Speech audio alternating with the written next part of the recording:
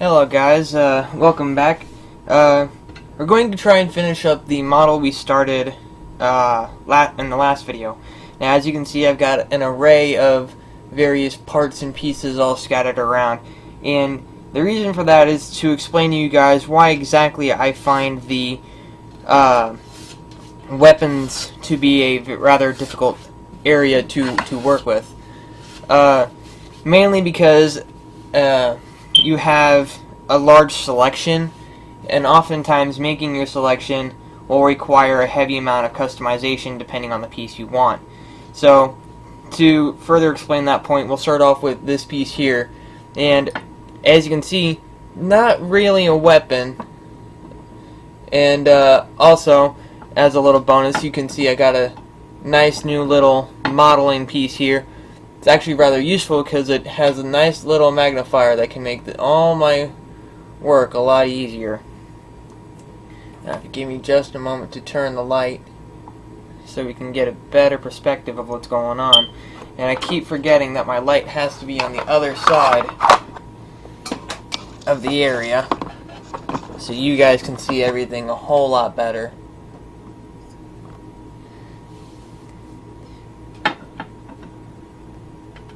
But as you can see, there's no real clear weapon on this particular spot.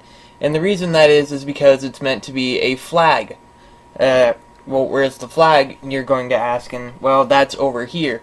The reason I say that the customization is most of the time involved is you can see the three pieces I have here.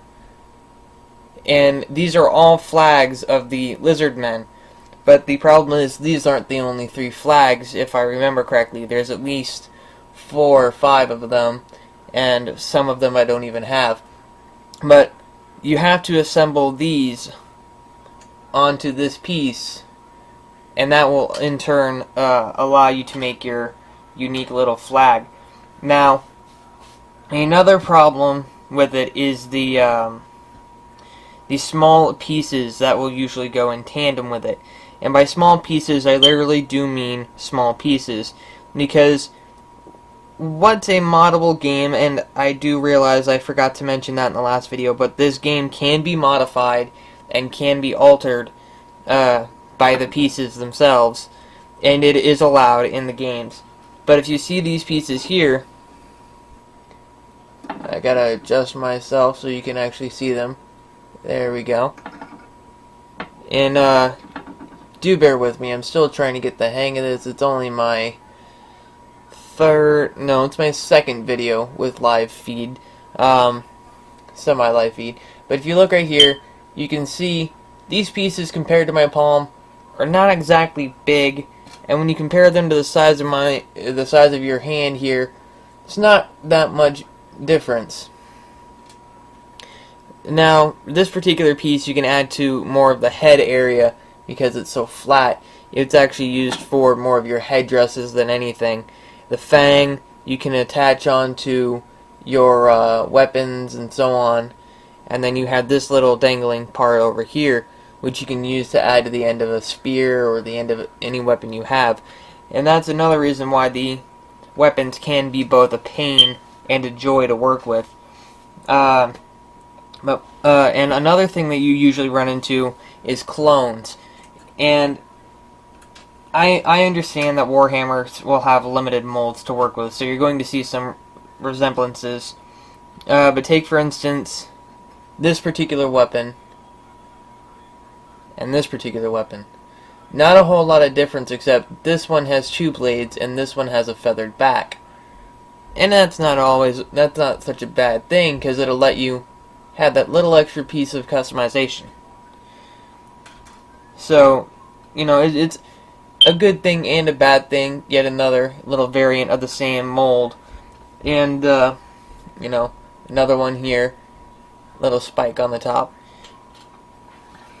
But to really show, you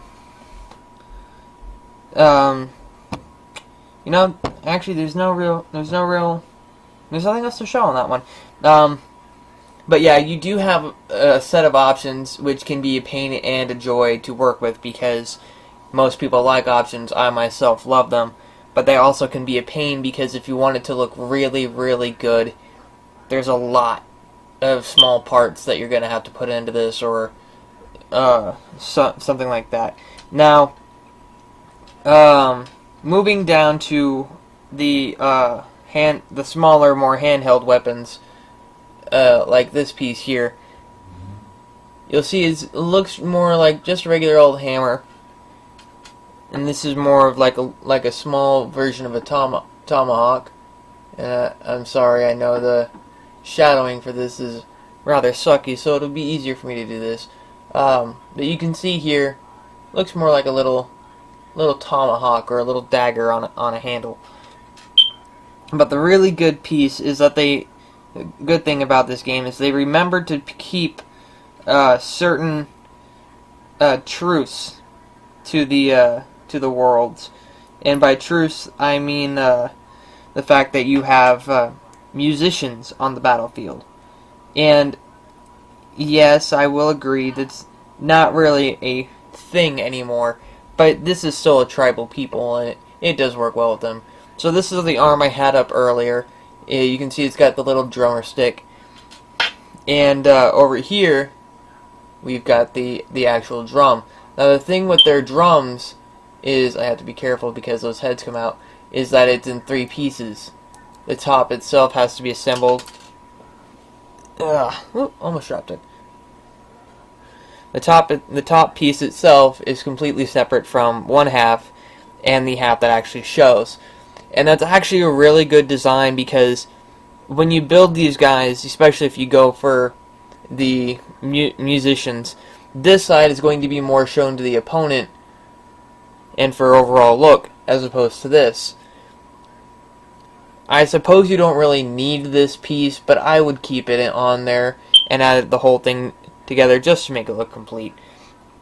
Now, if you give me... Now, we're going to move on to selecting our 2 particular components for this guy, and then I will show you the a couple other features of the game as well. So, I'm going to present with you guys the different shield types that you can run with. And I personally like the various shield types because it makes it more of a surprise what you're going to have on these guys, you know. And so there's all your little shields. As you can see, there's actually one more shield that I don't have out here, and that's the shield that you saw on my Temple Guardian in the last video. And the reason for that is I felt that since you guys had already seen it, you didn't really need to see it again. But you can have a shield that looks a lot like this, with all its little bits and pieces, or you can just have one that has some of the Lizardmen alphabet on it. And yes, they do have an alphabet, and that's part of the fluff you can get inside of the game itself. You can go with a rather blank shield in case you just want to put on your own little decals and designs. You know, you can get a really heavy looking shield to show there's some guy out there who thinks he's a monster, or something like that. And I think one of my personal favorites would be the skull shield right there. In theory, at least to me, it would seem like adding those skulls onto the shield will give you a little bit extra protection, because you're bashing, they're gonna bash the skulls before they bash the shield. And another little thing is, it's a bit terrifying to see the fact that you're gonna be smashing a skull that your opponent just carved out from your buddy 2 weeks ago. So it has a little bit of an intimidation factor. But the lore and the fluff that I just mentioned earlier with the alphabet and such, that's all covered in the race-specific rulebook, and each race has its own little fluff. And I do like the fact that they have so much of that involved in the rulebook, as well as in a lot of the other elements to the game. Now, onto this little particular piece, you can't really see well because I don't have them in it. I'm sorry, I'm really bad with my voice today, in speech and such. but you can't really see. You couldn't really see what it is or what it does over there. So give me a moment and I'll show and explain to you more exactly what this is. I picked this up on Amazon for about $4 plus the shipping, so it was around more like $7. But what it is it's a posable model holding station with its own little magnifying glass. So it makes for those really small pieces that you can't normally quite hold or you can't quite maneuver around with your fingers, and it makes the job about 10 times easier. It has the ability to stand completely straight like so, or you can move it down to leaning forward at the top or completely forward at the very base of it. And one of the neat things I found about this particular bit was the fact that these wing nuts that you have on the sides allow you to make it more fluid and more sturdy. Make it stiffer, make it more loose as you want, to give it that little extra movement when you want to position the pieces. So I'm just going to go ahead and I'm going to put this back into its rather useful position, which will allow me to paint better. And it does have turning and such like that involved as well, so it gives you a very articulate pose for your pieces. But anyway, right now we're going to move back to the topic at hand, and that is selecting our weapon and shield, or making it a musician. And for the way this guy particularly looks, I think I'm gonna go with the shield and handheld item as well. And well, give me a minute, and we'll clear all this out.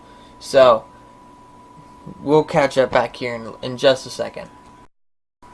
All right, so we're back. I've narrowed down my choices onto what I'm going to use to two different weapons and 2 different shields.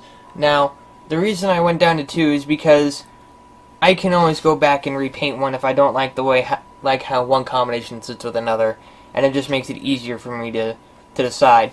And as a quick side note, earlier I mentioned the fact that you could mod the pieces, and here's an intentional show of such. Here you have a just a Saur head, and you can see there are 3 big spikes sitting on top of the head. Well, this piece right here is meant with this little groove on the side, and I'm gonna take a moment to show it to you. Ta-da! This little groove right here goes up, and then there's a big dip, flat, and so on. So potentially, if you had the time, you could sand out those 3 spikes and then just set this like that. Now, it doesn't look cool at the moment, but if you can just imagine real quick something sitting like that, very flush against the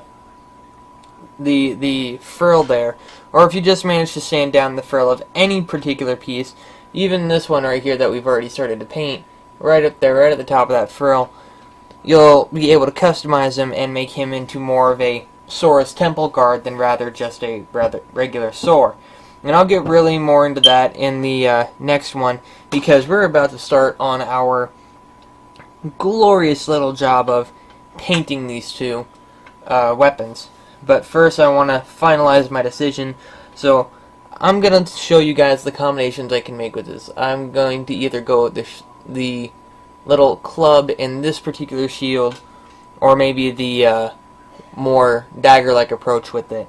And it's the same deal with the skull shield and the this one, as well as the club. And I think what I'm going to do is I'm going to go with the club and go with this particular shield, because it just seems to me like it'd make them more menacing. So with those pieces aside, we can finally get started on this, and it's also going to give me a lovely chance to try out my new little toy over here. So I'm going to go ahead and I'm going to drag it out in the front of the view, and I'm going to set this up. And I do realize that my uh, the way the camera is positioned, you aren't going to really be able to see a lot of what I'm doing, and I do apologize for that, because it is a failure on my part to... God dang, I hate when I do that. I'm burning up my hand over here. Da-da-da! Alright. I'm sorry, I had to adjust the lighting so I could see better to what I'm doing. And I do realize that the way I have my camera positioned doesn't really allow you guys to really see the full extent of what I'm doing.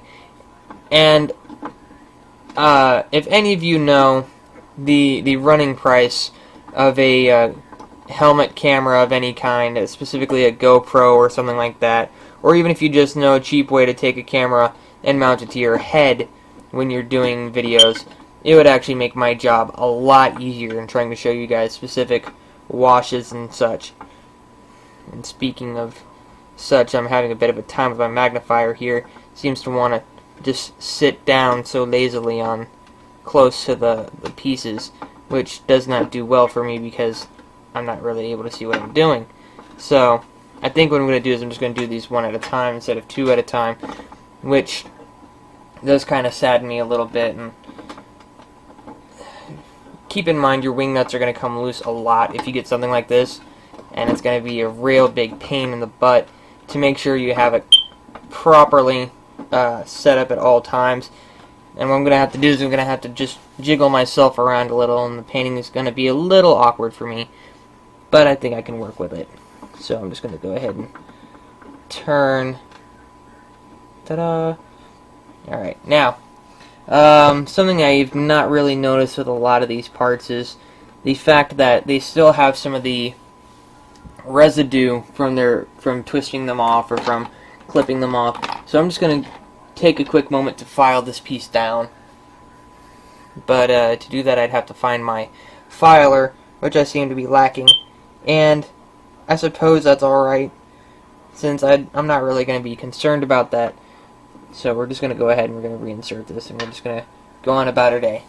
So anyway, moving on to weapon selection, well, weapon color.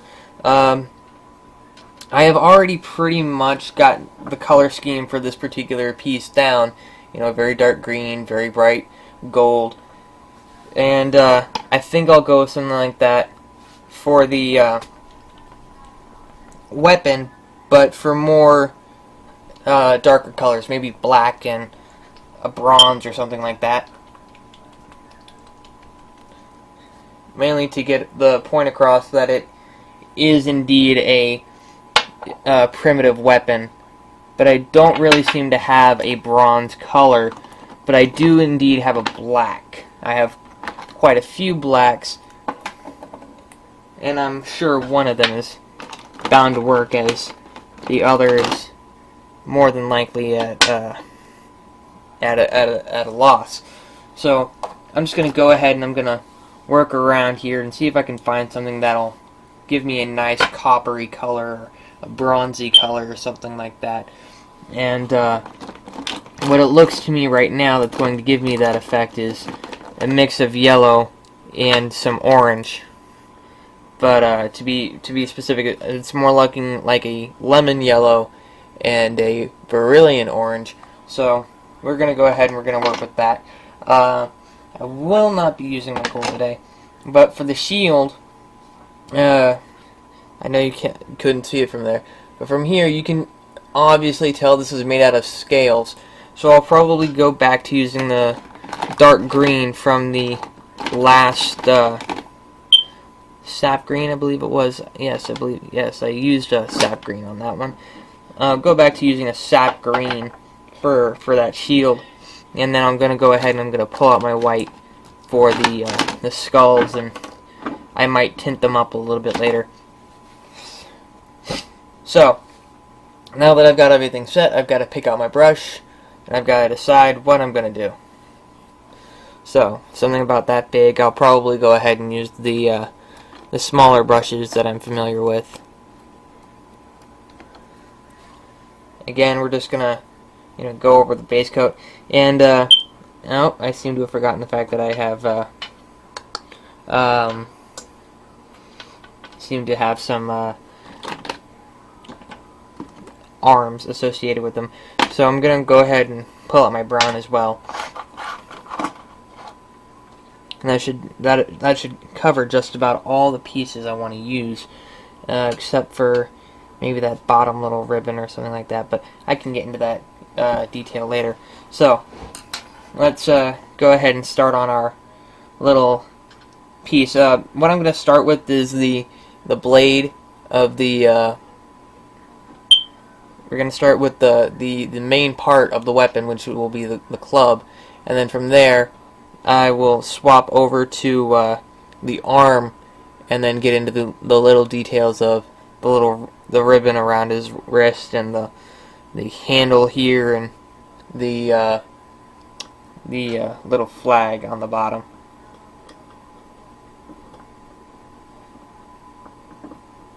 Now I am going to suggest that you don't use pieces that are easily punctured or bruised if you decide to buy an item like what I have here, because it does have really hard pressure, as well as a really large bite to it.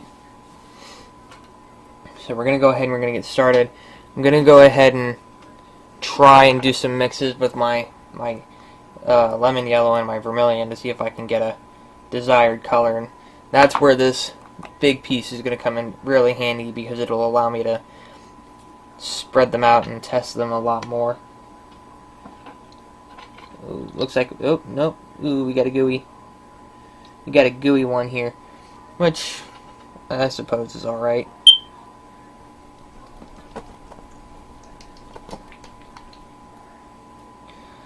Looks like to be enough of the yellow that I want. That vermilion, even though it's been advertised as orange, seems to be a bit redder. So maybe we'll get a good fine line of orange in here. So we're just gonna try and scoop out what we wanted. Ta-da! Now, normally I would use a little strip or something like that to really get a swash in, but I think for this point I'm just going to use one of my little dummy brushes, something like this, really cheap, really easy to bend and snap. I usually found something like this in a little kid's Crayola piece, and they aren't really good for painting. I just use them for mixing most of the time, and seems to be working pretty well to give me that coat of color.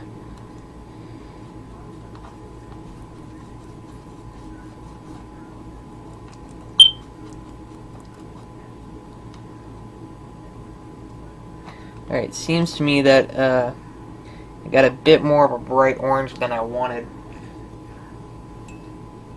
So we'll see if adding maybe a little bit of gold will shine it out. Actually, let's try some silver. I know I've got a silver lumen around here somewhere. And something else I didn't mention earlier in my previous video, a little home trick I picked up: take some broken down soap, and every time you use your brush, put it in a little bit of the water, and it will help clean out your brush a little bit better.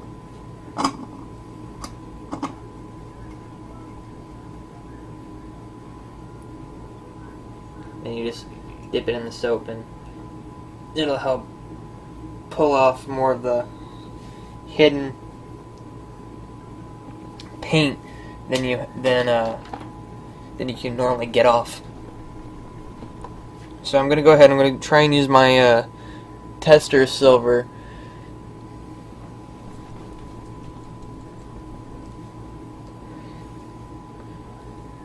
Hard thing. A problem that the testers seem to have with their paints, in my opinion, is that their lids can get stuck rather easily after a use or two because of the paint sticking to the sides. So if you do get a hold of these, I do advise you to make sure you clean the rim.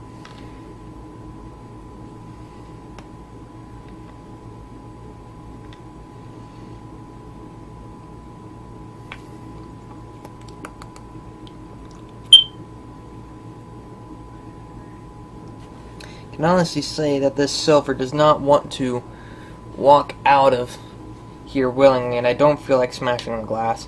So we're going to go ahead and we're going to switch over to my gold here.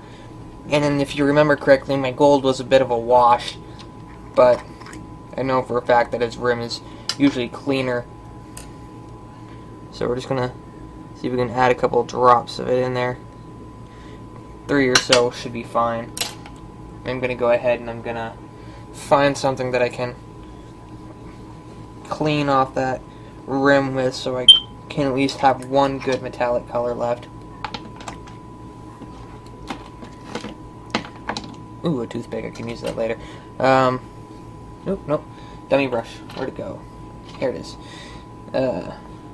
As you can tell, doing something like this will no doubt give you a very messy setup sometimes, unless you're very organized and like putting things back where you got them immediately. And looks like my orange is a little...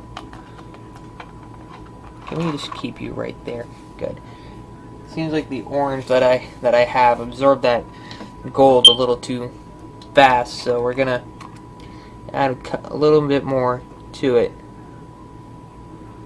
Maybe a big old reservoir like that will give me some working room. And it seems to be shining itself out, giving you a little bit of that coppery color. Again, I know you guys can't really see that sometimes, so I'm just going to go ahead and pull that up to you a little.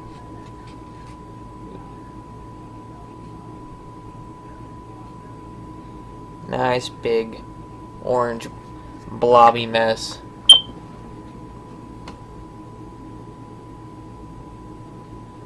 Now, as I'm looking at my display, I can see that you guys are getting a very different color look than I am, so I'm going to try and see if I can work on something for that. But, let's get this a test stroke, and luckily for me, this little table setup I have has some white bits, which will let me gauge just how good it'll look. And it looks to be alright, so we'll go ahead and we'll use that. I'm going to go ahead and clean off my mixing brush.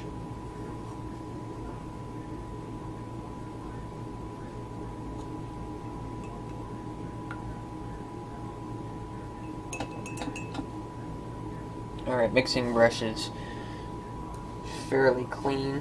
Now to be clean. And then we're going to put that back. Now we're going to just move our colors around and so on. Now we're going to actually try and get some... Yeah, I shouldn't be reaching around like that, so I'm just going to leave this over here, just so out of sight, so we can make it so you guys get the most out of viewing this. And, let's see if I can move it down. Another particular problem I seem to be coming across with this is that it doesn't really allow for a lot of room for you to move your hand about. You have to switch hands a lot, and that's a weakness of mine, as I don't really do well with my left hand.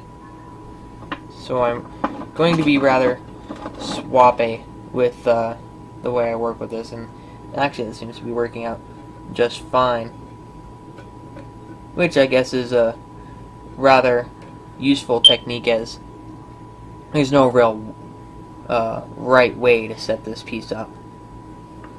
It does come fully assembled, so you don't have to worry about anything like that. If I had one complaint about how I received this, it would be that the particular one I received was, it seemed like hastefully shipped, so there wasn't really a lot of care taken into the item. But that's one experience. I don't imagine that they'd do it several times. what it seems to be doing is because there's so much of that that wash in that gold going on, is it doesn't seem to be sticking particularly well. But I do think that with enough of the vermilion in there, we can probably straighten that out a little. You just add something for it to attach to sometimes.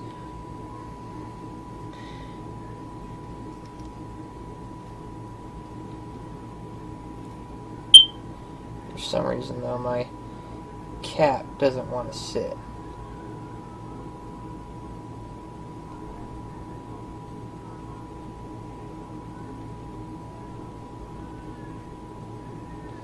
It's very odd, these caps sometimes. But it is on there, and I'm going to go ahead and mess with this brush a little.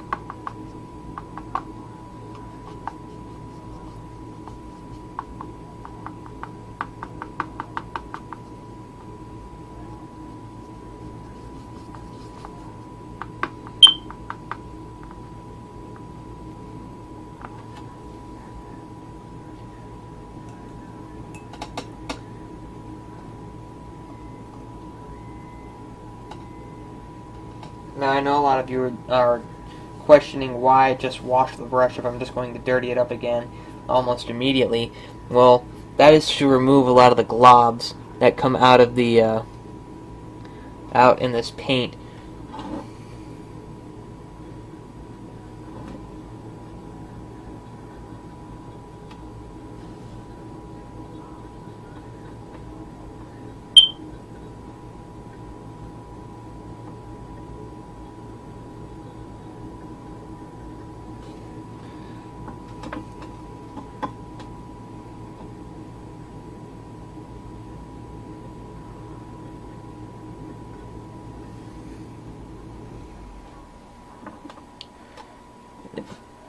Does look to me like that's fairly well coated in it.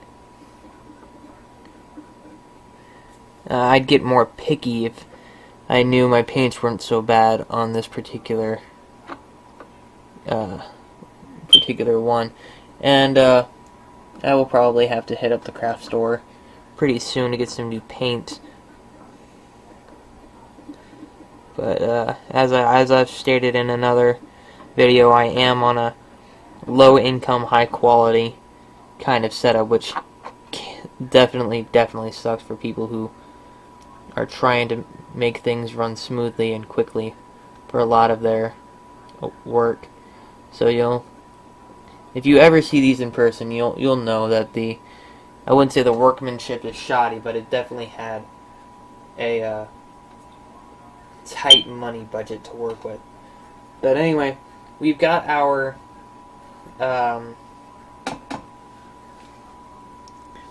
weapon done, and I know that seems like a lot of paint that I just wasted the way I had to put in so much to get so little out of it. But hopefully I'll be able to mess around with that a little bit more before it dies out. So now we're going to move on to a rather picky but more often than not easy section of the weapons, considering they have such small hands which require very little work done most of the time. So we're going to go on to the arms, which will allow me to pull out my sap green and add just a little bit to it. Ooh. Once again, my sap green is washed itself, so I'm going to have to really be careful.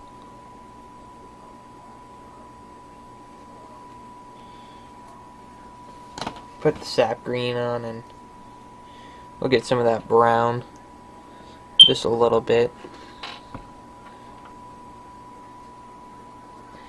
And a little bonus thing I didn't mention, but the backside of the shield also shows detail. It shows an arm and the brace for it, as well as a handle.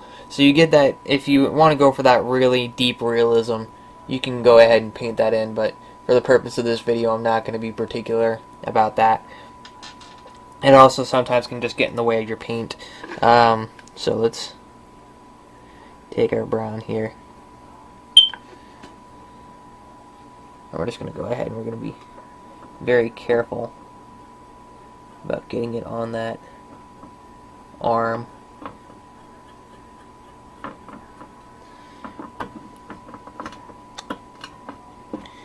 And yes, I do really appreciate the fact that it can turn 360 degrees. It just makes my life a whole lot easier when I can do something like that.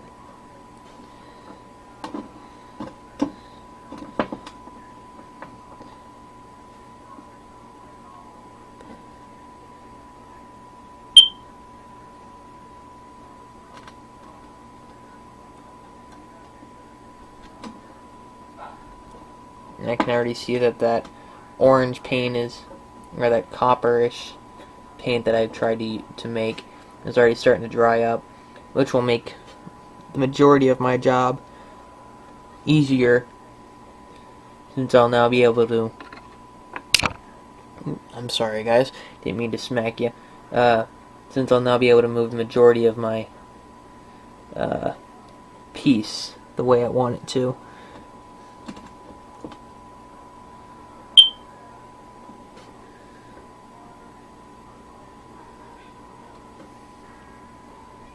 Now, a problem I sometimes get with my paintbrushes is that hair can be an issue. It can get in the way, especially in the middle of your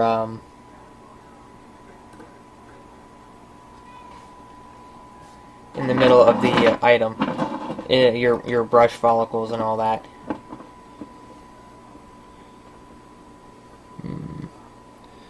Looks like my brown has covered up a lot of the gray that I wanted it to do.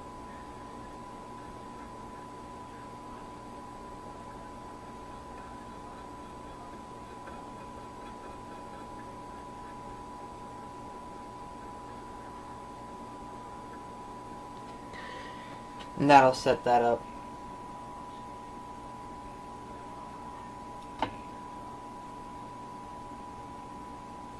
So now, while I wait for that to dry, I'm just going to go ahead and depint and set it up.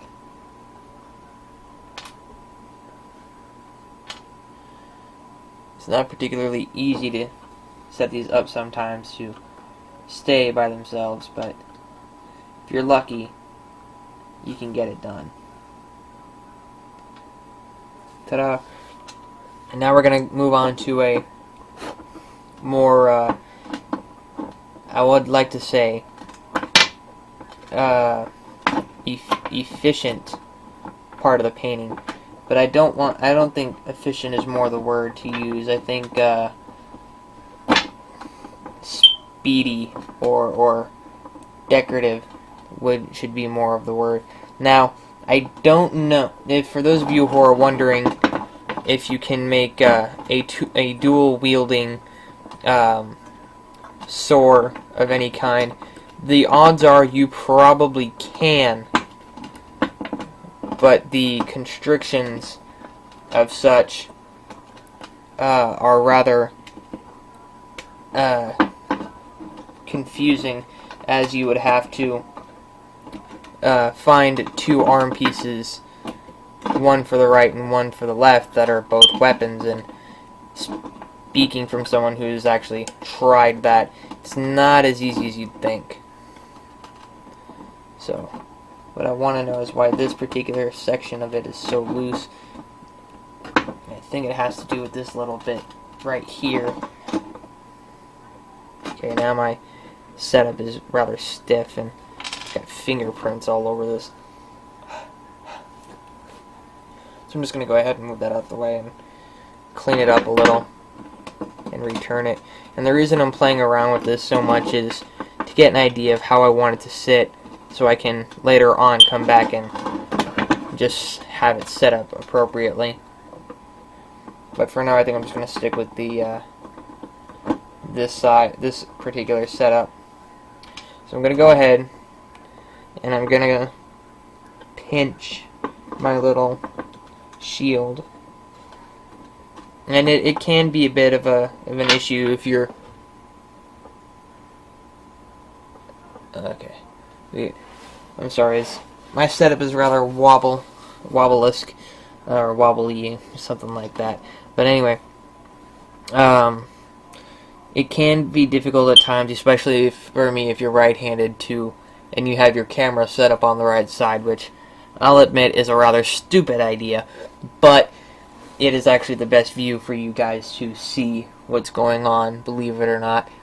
And so being right-handed, it will cover up a lot of what my strokes will look like and so on. But because most of the time you guys can see my left hand holding it all. And if I try to do something, actually, let's see if I can try and do something like that.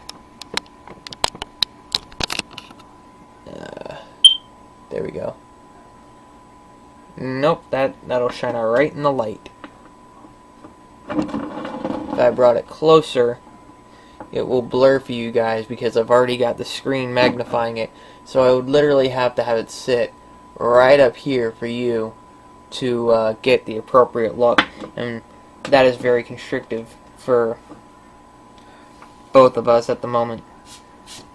And don't worry, I will be playing around with setups later on, but for now we're going to go back to the matter at hand, and I'm going to start off with the back of the shield. Not the actual back, but the negative space of those skulls. So the scale portion I'm going to mess with the most. So I'm just going to keep fuddling. It's a big old glob on there. Try to load down both sides of your brush if you can.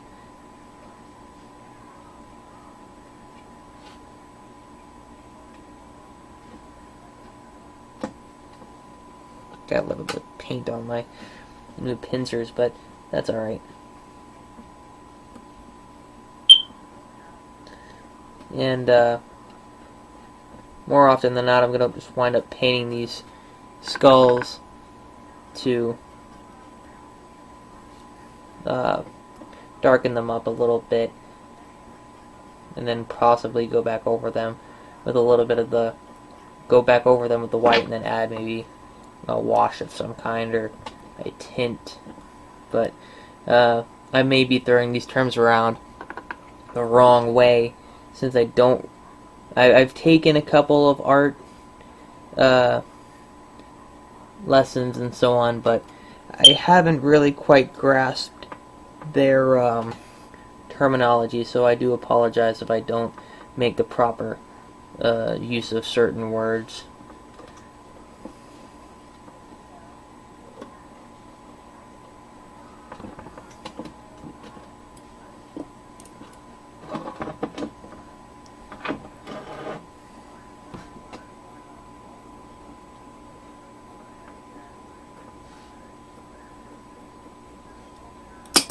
Uh-oh.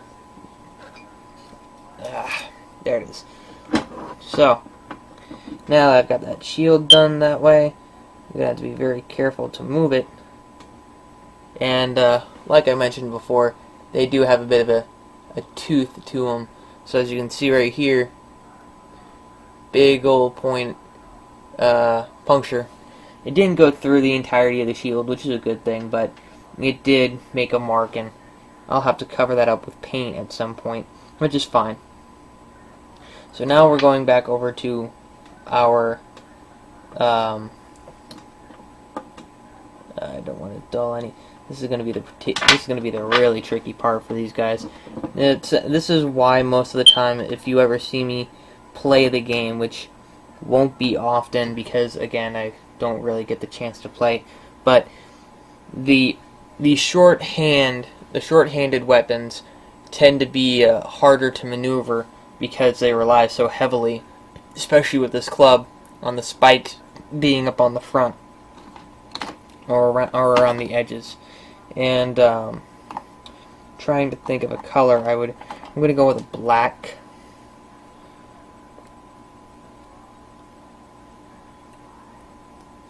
I don't remember why I brought out my black, but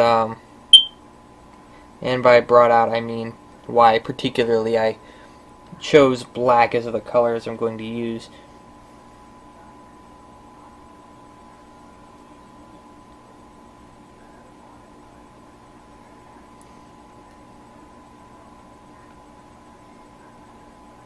And it seems like this particular black is rather nasty, so I'm going to go and there we go. Get that nice little glob.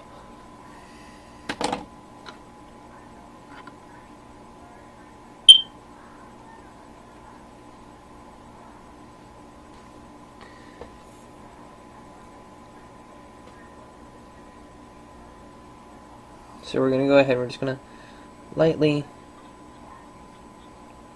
brush this in.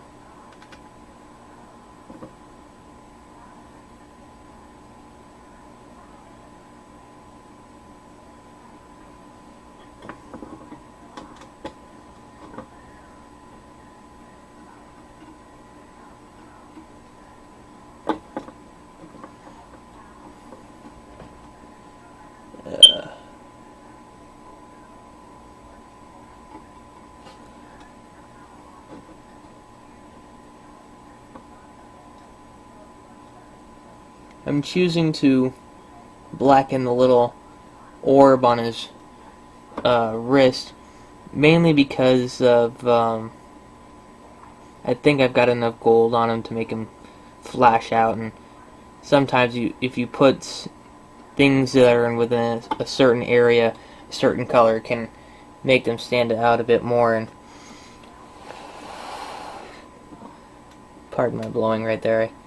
I had to ripple the paint a little.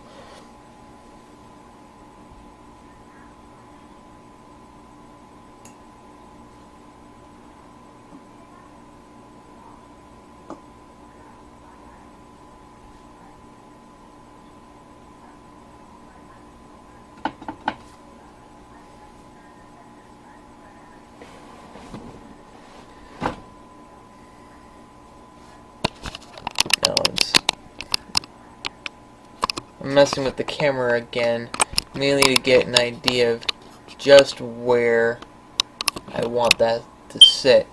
And I think right there is pretty good, since it's where I started and where I felt was more adequate to give you guys an idea of space. So we're gonna return to that.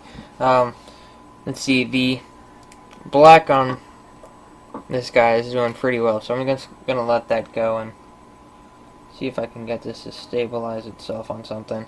Let that black dry up. And while we're currently getting ready to set up for the since we're gonna be setting up soon for the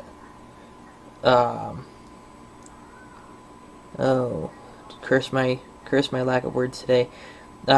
Assembly. There it is. Since we're going to soon be working on the assembly of this particular guy, just went ahead and reached for my glue.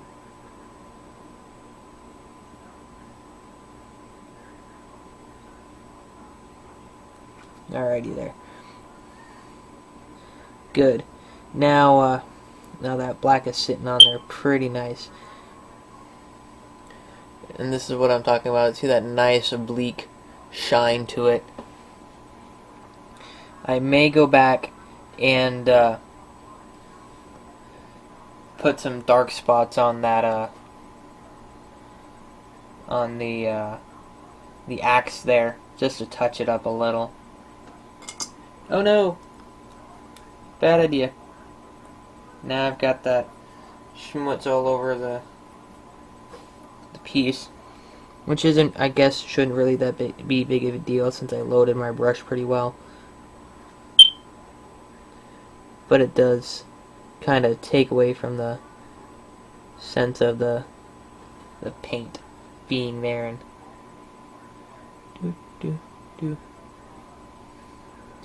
I'm actually going ahead and marking the skulls themselves with this black paint, and the reason for that is when I spoke about that wash with the white, I did actually intend to wash it, but I didn't think brown would go well with it, so I'm just going to use, oops, silly me, so I'm just going to go ahead and use the black as its new base.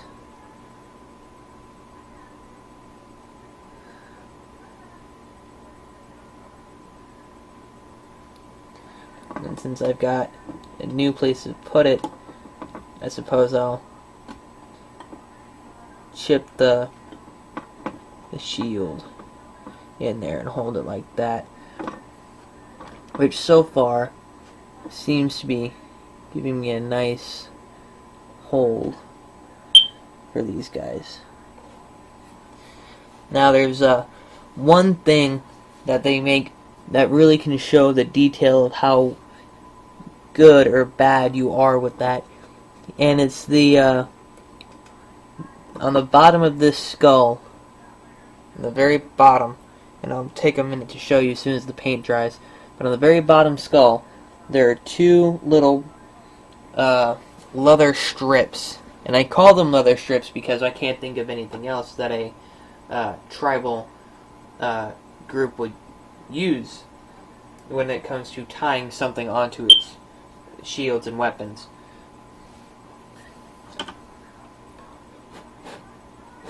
Alright, so it seems like our shield is gonna be good to go to set for a little while. So now we're gonna move over back to our little club, and this time we're gonna go over and use that little wash of that sap green for the arm.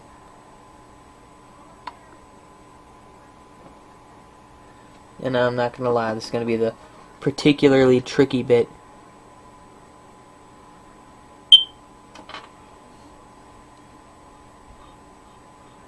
Because he's so small, you have to be careful about how much you load onto the brush. You can easily overwash it, and then it'll just look rather cheap and cheesy, and I try not to go for cheap and cheesy.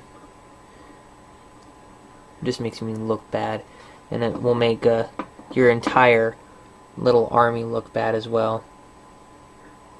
But if all you can do is make them look only so good, well then not real much else you can do now, is there? Which is why this game can become a labor of love, and more often than not, it's more the labor than the love.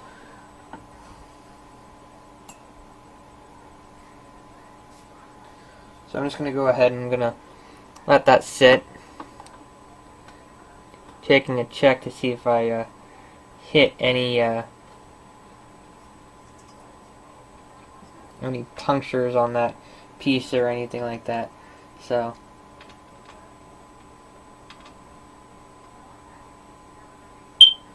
alrighty. Alright, our black is dried up pretty well on this guy. So, back to the shield that we've got going on here. And we're now going to switch on to our white.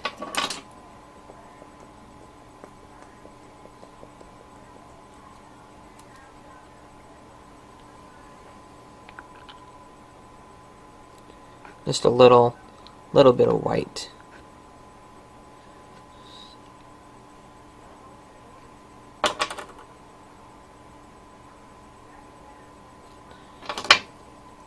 So now that we've got that white, I'm going to water it down. And the way I do that most of the time is I literally just take water and drops some of it in. Just little drops.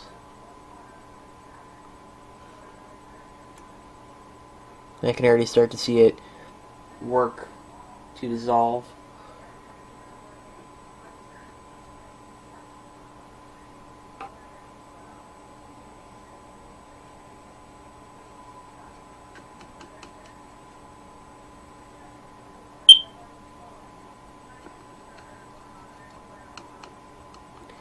Very runny for this wash, and that works good for me.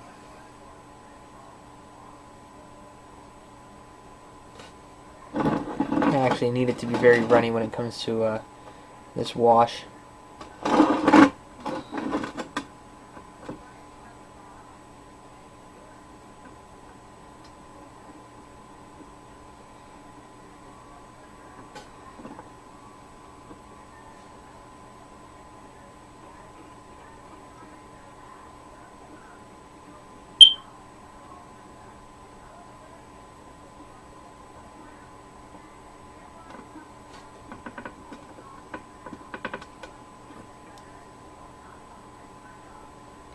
Another reason I feel that the black is working rather well for this is it gives you the idea that the skulls have been a little charred, as if they were eaten almost, and giving off that sense of eaten on a skull can really give you a sense of how savage these guys can be. Because these Saurs, or not the Saurs, but the lizard men themselves are very savage. And by savage, I mean by the fact that they are very brutal with their lifestyle. And they tend to be very aggressive and such when it comes down to their day-to-day life. The only thing I can see that causes a lot of civilization, or not civilization, but civilness, civility, or I can't remember. I cannot use the right word, but it shows how civilized. There we go. The only thing that shows how civilized these people are is the temples, and the temples are really, really impressive.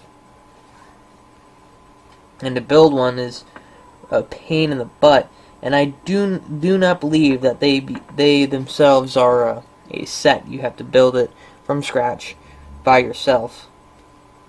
And I believe that will about do it for our shield. And to give you guys an idea of what it looks like right now, I would say that's a rather creepy looking shield.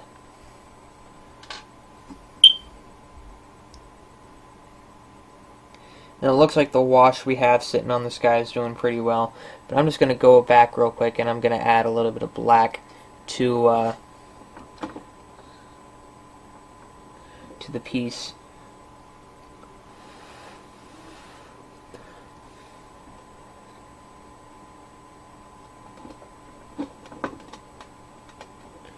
But to add that black, I'm going to have to load up on that washing.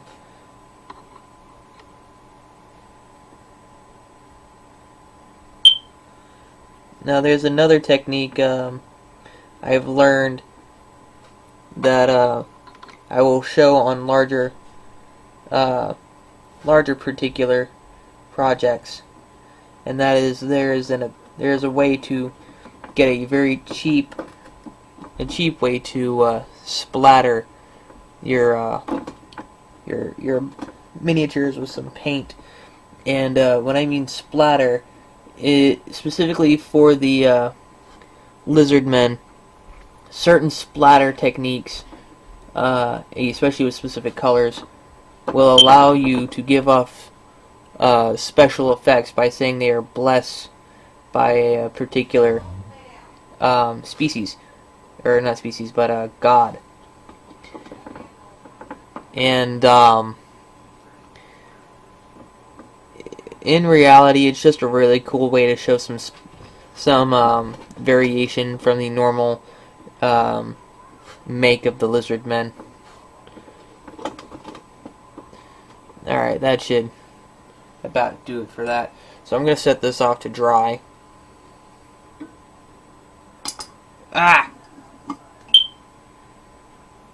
Well, didn't do anything that time. So now I'm going to take a look at our little shield. Yep. And this part actually gets a bit more gets a bit easier, because at this point all you're doing is using some glue to hold down your plates. Now if you give me just a moment, I will grab one and I will show you the plates that set these guys on. Alright guys, so I'm back, and I grabbed the plate, or the stand I was mentioning earlier. Now as you can see, it's got a straight line right through the center of it. And the reason for that is, on the bottom, where these guys usually stand, this little line here will sit just snug right in there, and it'll hold them like that. But for reasons I personally suggest, glue it. It'll keep these guys from popping off, it'll keep people from prying them off and taking your work, and it'll be a little bit harder to hide something like that that's standing inside your it's actually standing. It'll be a bit harder to snag it like this than as opposed to keeping it a real tight fist or slipping it into your pocket, because this will just make it appear a little more bulky, and believe me, people will steal really well done work to make it a part of their own. Why they'll do it, I don't know. But, so, the first thing we're going to do is we're going to attach the leg to this guy that we started. So I'm just going to take a little drop, little love tap.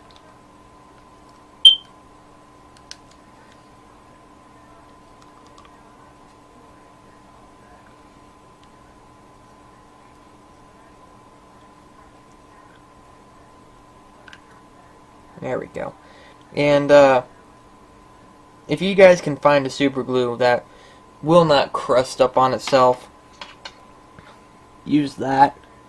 But I'm a little strapped on the type of glue I can pick up, and super glue usually works fine for me if I can keep my nose away from it, because that smell will send me into a vomit comet. And I do mean it'll send me into a vomit comet. So anyway, I've got my little love tap, and oh well, so when your legs are separated for this particular piece, like a good chunk of the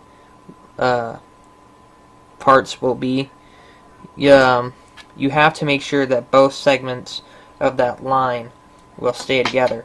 So not only will you be adding to do this, but you'll also be making sure that stays in place as well. And now the semi-tricky bit of placing the stand is that little light piece of glue. And now we're just gonna wiggle them in there a little.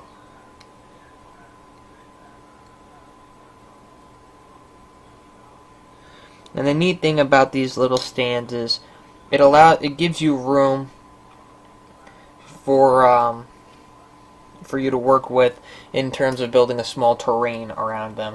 And that's actually very useful, because there is the lizardmen specifically have a little group called the jungle swarm, which are literally animals and plants that fill up one of these. And these do get longer, shorter, fatter, depending on the piece that's meant to sit on them.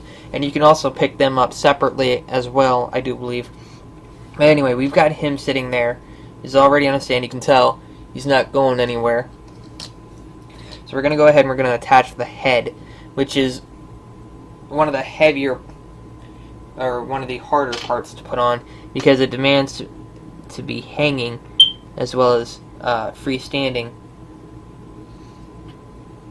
And I seem to have dropped a little too much onto it, which can be fine, because I'm just going to smear a little bit of it onto the hand as well.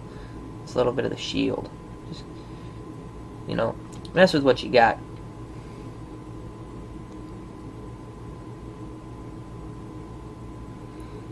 So we're just gonna, oh, it's a good thing these pieces don't snap easily unless you're really working them. So we're just gonna leave them like that.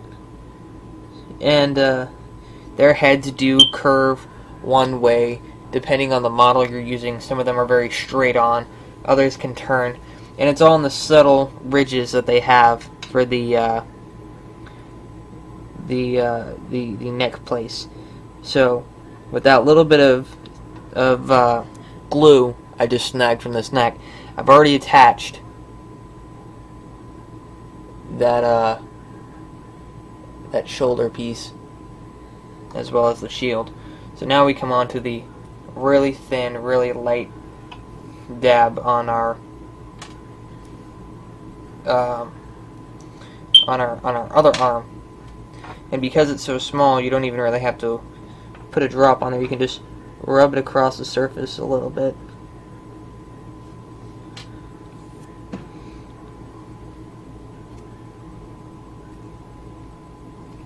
Screw the cap back on hard, and then I'll have to pry it off with my teeth later. And now we just go ahead and we pick up our piece and we maneuver it so we can hold it in a position where it's not really bound to mess with the other ones so much.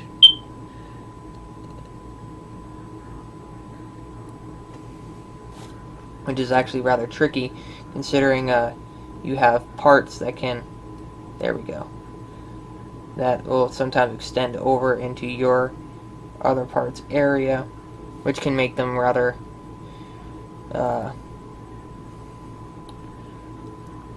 rather touchy to how they want to sit. So there we have it. We got a Saur. Little bit, you know, haste put into them. A little bit of haste put into them because of the way the paint is looking. But overall, nice looking piece. And that will about do it for this one. And to next video, we're going to start working on a temple guard. And then after that, I might bring out the pterodons. But first, let me go out and reach the other feature I was mentioning earlier, and also I'm going to show you the foam placers I spoke about. Alright guys, so here's the other feature I was mentioning earlier, and I'm actually going to have to position myself in a way that will allow you guys to see just how long this is. This is about 1 foot long, and it's used to measure how far an individual piece will move. And this one's actually a little bent, so it curves a little like that. But it goes all the way, it's actually a little bit longer than a foot, it goes all the way up to 18. And whenever you're, if you remember the movement speed that I showed in the index, the number on that movement speed shows you just how far along they can move.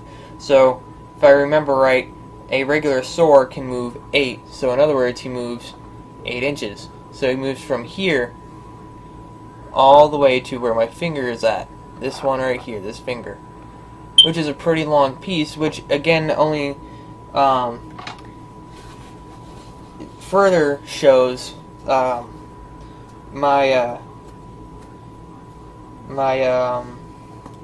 sorry, I'm really bad with the words today, but it also further shows how large your playing area has to be. And now we're on to the more fun piece, and that is the foam box. These foam boxes are really sturdy, really well layered as well, and you can cut out. They're all little individual squares, so it lets you cut out how big a space you need for your particular units. And for me, I got these holes pre-done because it was handed to me secondhand. But it allows, these are pretty deep as well. You can see it's about, if I use this to measure for me, this particular foam one is about 4 inches thick, which is pretty useful for keeping your stuff from moving too much. It doesn't have a lot of sway, but the more you hollow out you get it with all these little squares, the more, you know, leeway you're going to have with it. Like over here, you can see it doing that. But as long as you keep them in a nice square container where you don't have a lot of give room in it inside of the container, they will be pretty fine. And it'll sit and house your whole piece all the way snug, right down up in there. See, it won't move or jiggle too much. And then when you want to pull them out, you just pull that out, and it will hold your pieces very well. And I really do recommend getting a hold of these if you can. So that's all for this particular video. Thanks for watching, guys, and as always, be safe and enjoy your days, my little hatchlings. So long.